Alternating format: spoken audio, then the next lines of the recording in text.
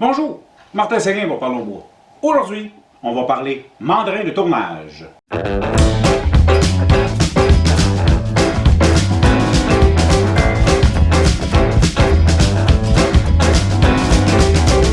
Aujourd'hui, petite présentation de mandrin, où en fait, je vais aller plus large que ça. On va parler mandrin, oui, mais de toute manière possible de tenir un morceau de bois autour à bois, autre qu'entre pointes naturellement. Je vais vous parler de ce que j'ai et de ce que je connais. Donc, ça se peut qu'il y ait des affaires que je ne parle pas. Exemple, un vacuum chuck, j'en ai pas, j'en parlerai pas. Lorsqu'on tourne du bois, une bûche, un peu n'importe quoi, lorsqu'on est entre pointes, ça va bien, on a la pointe d'entraînement, la pointe qui tient le tout. Mais il y a bien des choses qu'on fait qu'on ne peut pas le faire entre pointes. Exemple, des bols. Donc, je vais vous montrer aujourd'hui les différentes manières, les différentes méthodes de fixation qu'il existe pour faire tenir une pièce de bois sur la poupée fixe d'un tour à bois. La première méthode qu'on peut à peu près tout le monde faire, c'est celle avec un plateau de tournage. Et la raison que je dis ça, c'est que la plupart du temps, les tours à bois viennent avec un plateau de tournage. Ils nous fournissent le plateau, mais il manque des choses, OK? En passant, je l'ai déjà dit dans ma vidéo où je parle de tour à bois, le tour, c'est probablement ce qui coûte le moins cher. Je pense que ce que j'ai actuellement sur mon établi ici vaut sensiblement le même prix que le tour à bois en tant que tel. Écoutez, je ne vous parlerai pas de toutes les méthodes, quoi faire avec quoi que ce soit, mais je veux vous faire une introduction pour que vous ayez une idée de qu'est-ce qui existe et à quoi ça sert. Donc, le fameux plateau de tournage, ici, c'est celui qui venait avec mon record, et j'en ai un autre ici plus gros, pour une plus grosse pièce, mettons, sont des morceaux qu'on fixe simplement sur notre morceau de bois, et lorsque fixé autour, on peut le travailler et débuter notre tournage. Dans le cas des bols, c'est souvent comme ça qu'on fait le fond, qu'on prépare notre fond, notre tenon, notre mortaise. Mais le plus commun, c'est lorsqu'on commence à parler mandrin. J'ai ici un mandrin one-way talon. C'est ce qu'on pourrait appeler leur peut-être probablement leur plus populaire. Ils ont plus petits, mais qui en fait utilisent les mêmes morts, mais au lieu d'avoir une poignée qui nous permet de travailler d'une main, c'est-à-dire une main pour serrer, une main pour tenir notre pièce, c'est plutôt un système où est-ce qu'il y a deux petits bras, qu'on doit prailler les deux petits bras dans le but de faire tenir notre pièce. Moi, j'aime pas ça, parce que il me manque une main à ce moment-là. C'est mes habitudes. C'est pour ça que je préfère ceux avec une clé. À vous de voir, le basic, celui qui est à petit bras, il est moins dispendieux. One-Way a également un mandrin beaucoup plus gros qui s'appelle le Stronghold, qui est sensiblement la même chose, mais qui est plus gros. Notez que les différentes mâchoires qui existent chez One-Way, ceux du basic et du talon font ensemble, et le Stronghold, c'est une bébête à part. Il existe également d'autres compagnies. Okay? Je vais vous parler par exemple de Nova qui ont des mandrins de bonne qualité, bonne réputation, ainsi que Record Power qui en ont. L'équivalent du talon, c'est le SC3 chez Record ou le SC4 qui est l'équivalent du Stronghold. Et ils en ont de plus petits, je m'en reviens avec ça. Je viens de vous parler des morts. Lorsque vous achetez le talon, il vient systématiquement avec les morts numéro 2. Mais il existe plusieurs modèles de morts. Et c'est les numéro 2 avec les petites lignes à l'intérieur, je ne sais pas comment les appeler, là, mais qui font que ça tient très bien. Et les mâchoires comme ça sert soit à capter en compression, qui nous permet de venir faire tenir par l'extérieur, ou encore également on a en mortaise par l'intérieur en expansion. Dans les deux cas, ça fonctionne bien. En théorie, en compression, c'est plus solide, mais personnellement, je travaille toujours à mortaise, en expansion, jamais de problème, et ça me sauve une étape dans le tournage d'un bol, mais ça, c'est un autre vidéo. Donc justement, parlant des morts, les différents modèles qui existent, il y a les morts numéro 3, okay? C'est les plus grosses ici, qu'on voit. Bon, je vous les ai toutes mis dans le coin, c'est les plus grosses. Dans les numéros 3, on les a aussi avec ligne, et on les a en anglais dovetail, ou si vous préférez, en queue d'aronde. Ceux en queue d'aronde font en sorte qu'il y a un petit peu une moins bonne grippe, par contre, ça ne marque pas la pièce lorsqu'on serre. C'est queue d'aronde intérieure et extérieure. Donc, il existe dans le numéro 3. Et dans le numéro 2 également, il y a à queue d'aronde la même chose. Donc, selon votre besoin, vous pouvez vous amuser. Il en existe également, et ça, je pense que ça s'appelle les Spigot, ceux qui nous permettent de rentrer plus à l'intérieur d'un petit morceau et d'expandre, ça pourrait avoir son utilité. Et il y en a ici à différents niveaux. J'ai 1, 2, 3. J'ai 3 niveaux et qui peuvent permettre justement de capter une pièce selon la grosseur. Je les ai toutes achetées, très peu utilisées, à part sérieusement les 2 et les 3. Les autres, c'est vraiment pour un besoin, c'est un peu un cas d'exception. Par contre, si vous voulez être bien équipé, ça peut valoir le coup. Dans le temps, lorsque je les ai achetés, c'était à peu près 45-50 $ un kit de mort. Je m'étais équipé, je me suis dit, je veux tout avoir. Il y a également la queue de cochon. La queue de cochon, elle vient, lorsqu'on serre ça, elle vient à l'intérieur et ça permet de faire tenir une pièce uniquement en lui perçant un trou et en tenant par le centre le temps qu'on la dégrossit. Je l'ai très peu fait, j'ai pas beaucoup d'expérience de ce côté-là, ça me rend toujours nerveux. Mais je connais des gens qui utilisent cette technique-là et qui ne veulent rien savoir d'autre parce que c'est beaucoup plus rapide et, ce qu'ils mentionnent, c'est très solide. Au niveau des morts numéro 2, ce que j'ai oublié de vous mentionner, c'est que c'est vrai chez Talon et pour la plupart des mandrins vendus, la plupart vont venir avec les numéros 2. Probablement parce que c'est aussi les plus populaires. J'ai dit que c'est à peu près 45-50 $ un set de morts, mais chez OneWay, il existe également les Jumbo Jaw, qui arrivent de différentes grosseurs. Il y a le mini, il y a le standard, il y a pour le Stronghold, achetez le bon. En passant aussi, les morts, des fois, d'une entreprise à l'autre, peuvent être compatibles et se transférer. Je n'ai pas la liste exacte de quoi que ce soit. Donc, si vous savez que des morts de un font sur l'autre, je vous invite à l'écrire dans les commentaires. Ça peut être utile pour les autres à l'écoute. Donc, le Jumbo Jaw sert surtout en reprise lorsqu'on reprend un bol, exemple, et qu'on veut éliminer le tenon, la mortaise, refinir notre dessous, soit après qu'on ait fait une ébauche ou simplement lorsqu'on arrive à cette étape-là. Les Jumbo Jaw peuvent avoir cette utilité. La dernière fois, j'ai regardé le prix, on parle de 100 quelques dollars pour les Jumbo Jaw. Bon, vous pouvez remarquer qu'ils vont tous fitter sur des mandrins talons. J'en ai 3, oui. Et la raison, elle est simple. Ça jaillit ça, changer des morts. OK, c'est pas compliqué. Donc, j'ai les morts installés que j'utilise le plus. Et bien, c'est ça. Je suis à 3 mandrins. Un mandrin, dans le talon, ici, on parle de mémoire de 250 $. Il y a la possibilité de l'acheter tout nu, pas de mort, vide, et là, on l'aurait environ à 150 $. Ça vaut la peine. C'est comme ça que j'ai acheté mon deuxième et mon troisième, en fait. J'avais déjà acheté toutes les morts, et tout ce qui me manquait, c'était le mandrin, donc je n'ai pas repayé le même prix. Dans le cas du OneWay, il faut faire attention à une chose, c'est pas vrai dans toutes les compagnies, okay? Mais dans le cas de OneWay, étant donné que la plupart des tours ont un filetage différent les uns les autres. Exemple, mon King avait un filetage de 1 pouce 8. Voici ce que ça a l'air, le filetage. Il faut faire attention lorsqu'on le visse. Sur mon record, c'est 1 pouce et quart 8. Je ne connais pas les mesures en métrique. Mais il faut avoir le bon filetage lorsqu'on visse dessus. Il existe plusieurs grosseurs selon les tours, selon l'âge également du tour. De nos jours, c'est pas mal tout autour de 1 pouce 8, 1 pouce et quart 8, la majorité. Donc, assurez-vous d'avoir le bon adaptateur. Et quand j'ai changé de mon King à mon Record, j'ai été obligé de changer l'adaptateur. Un autre 45 $ chez OneWay. Bref, on défait ce petit bidule noir ici en dessous, on met le bon et on revisse ça en place et on n'est pas obligé de changer le mandrin. Par contre, c'est des coûts supplémentaires. Là. Donc, lorsque vous allez acheter votre mandrin, ce n'est pas inclus lors de l'achat. Il faut l'ajouter dans votre commande. Dans le cas des mandrins SC1, 2, 3, 4 chez Record Power, ils viennent tous par défaut avec un filetage d'1 pouce et quart 8 parce que tous les tours Record sont 1 pouce et quart 8, les 3 modèles qu'ils ont sur le marché. Je n'ai aucune idée s'il existe des adaptateurs pour passer de 1 et quart à autre chose. Par contre, dans mon cas à moi, en fait c'est faux. Oui, ça existe, mais pas nécessairement dans ce sens-là pour rentrer à l'intérieur.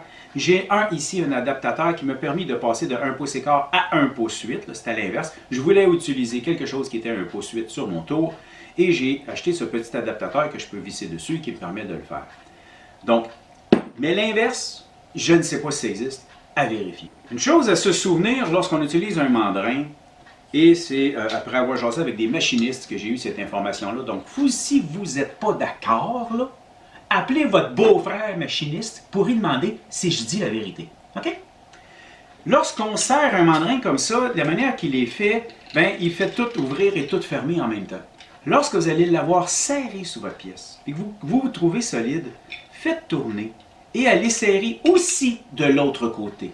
Et vous allez voir, si vous ne me croyez pas, là, allez le faire et vous allez voir, vous allez probablement redonner à peu près un quart de tour de plus. Ça va être mieux serré.